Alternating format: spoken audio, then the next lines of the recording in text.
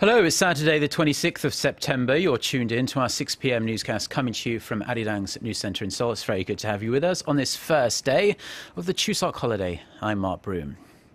We start in New York, where President Park Geun-hye has been holding talks with UN Chief Ban Ki-moon ahead of a couple of busy days at the UN General Assembly. Later tonight, Korea time, the President will attend a key UN event focused on sustainable development. Hwang Sung-hee reports. Upon arriving in New York on Friday local time, President Park Geun-hye was welcomed by UN Secretary General Ban Ki-moon. A range of issues were discussed, from expanding cooperation between South Korea and the UN and promoting sustainable development. Another key topic was dealing with North Korea's nuclear ambitions and its possible long-range rocket launch next month. President Park expressed hope North Korea will pave the way for a peaceful reunification by ending its obsession with nuclear weapons and its passive attitude toward inter-Korean talks. Secretary General Ban agreed on the need for North Korea to engage in dialogue with the international community.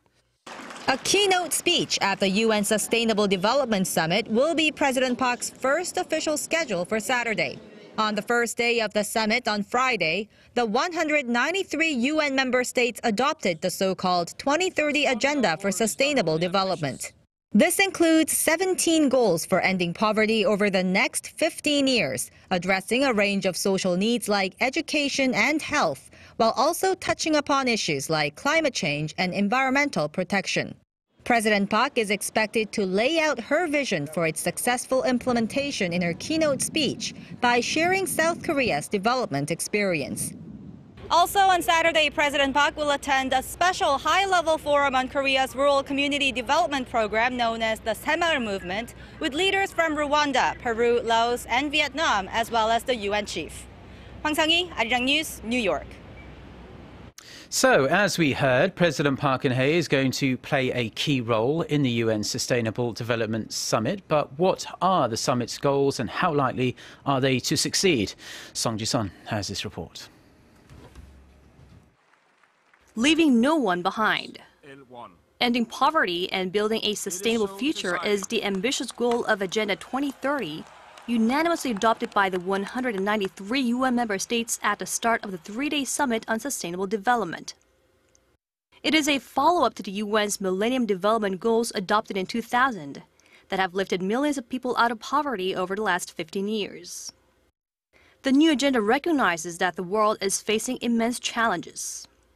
They include widespread poverty, enormous disparities of opportunity, wealth, and power, and environmental degradation. The new agenda commits every country to take actions that will not only address the root causes of poverty, but also increase economic growth and prosperity, and meet people's health, education, and social needs while protecting the environment. The true test of commitment of Agenda 2030 will be implementation. We need action from everyone, everywhere. 17 Sustainable Development Goals are our guide.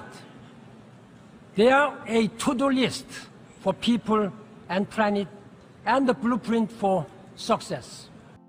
To help member states achieve the 169 specific targets, the agenda also comes with a section on the means of implementation and renewed global partnership and a framework for review and follow-up. After addressing the UN General Assembly, Pope Francis also noted the adoption of the 2030 Agenda is an important sign of hope.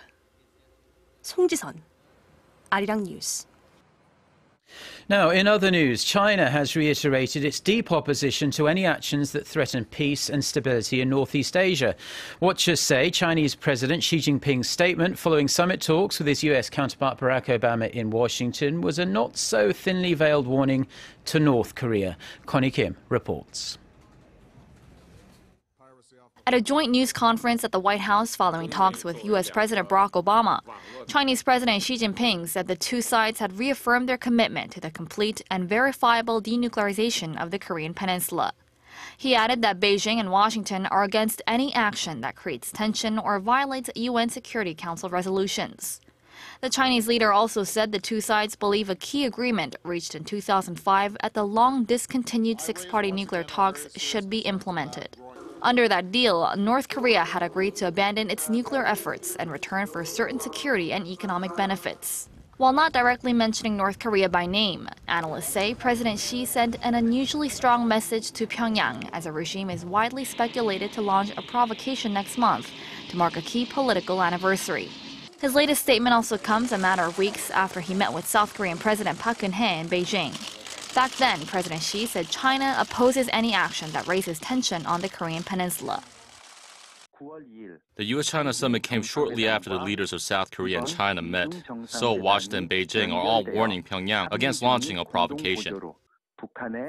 At Friday's summit, U.S. President Barack Obama echoed President Xi's views.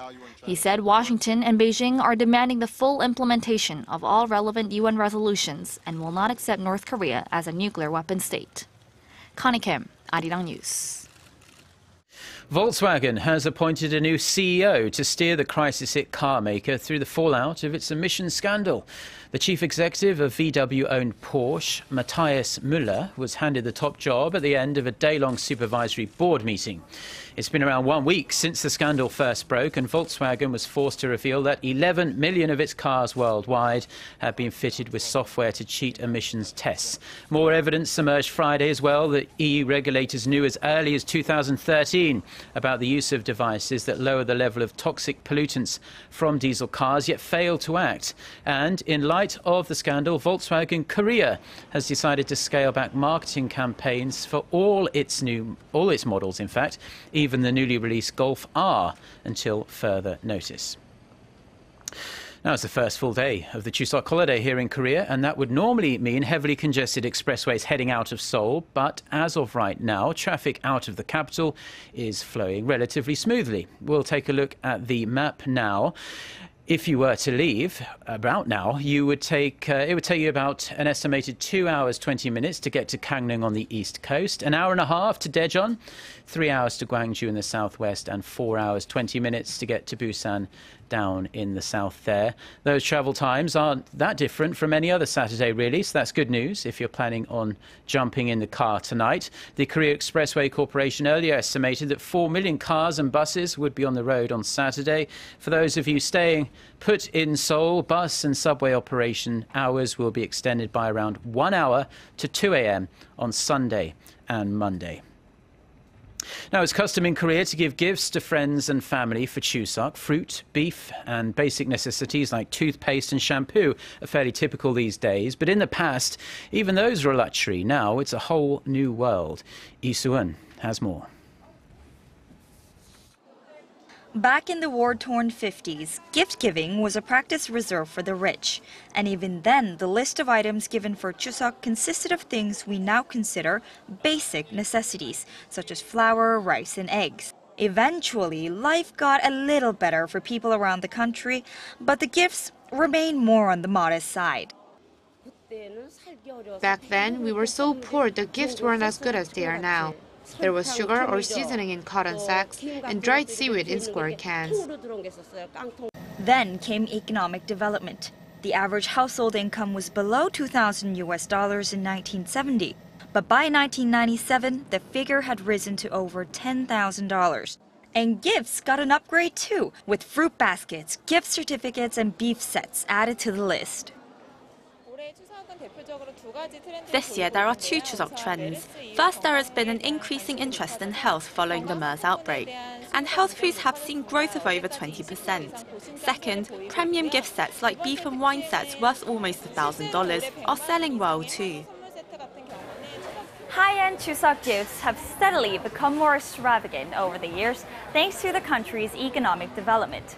Time has changed so much that you can even find treats like this, a $25,000 French wine set, if you're feeling extra generous. But in the end, a gift worth thousands of dollars isn't the most important thing. It's Chuseok, the holiday and the spirit it's meant to capture.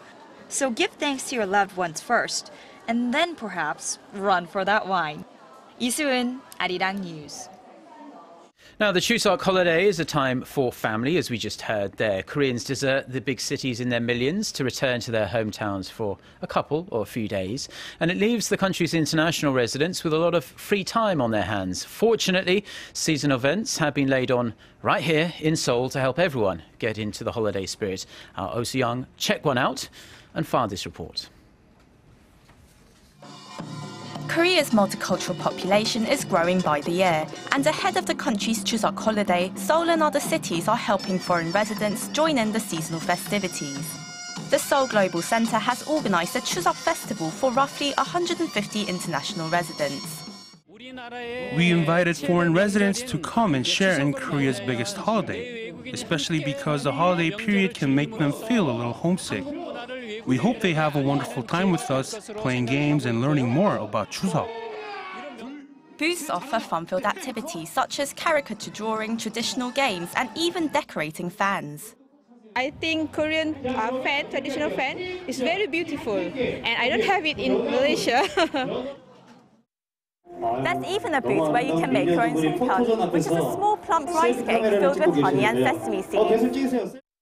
For a taste of authentic Korean culture, visitors can try on traditional clothing and even take part in Chuseok rituals that date back several centuries.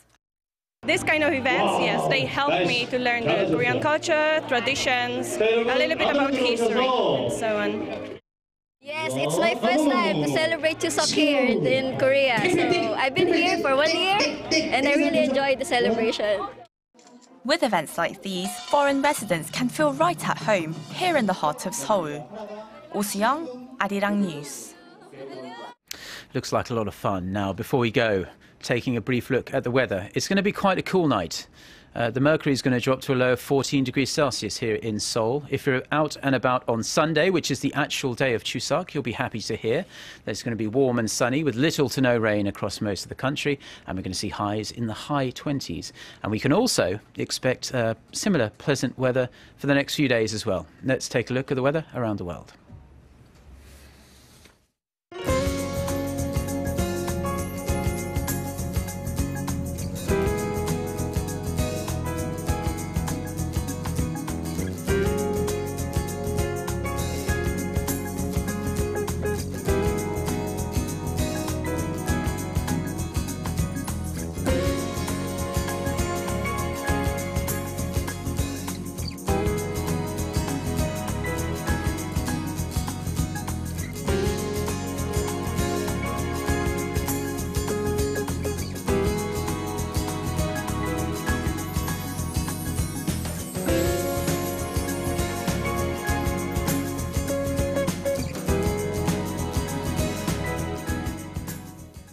Well, that's all we have for now. Do enjoy the rest of your Saturday wherever you're watching us, and do stay tuned to Arirang TV. We'll be back with the latest from the UN and the rest of the day's news at 10 p.m. Korea time. Until then, goodbye.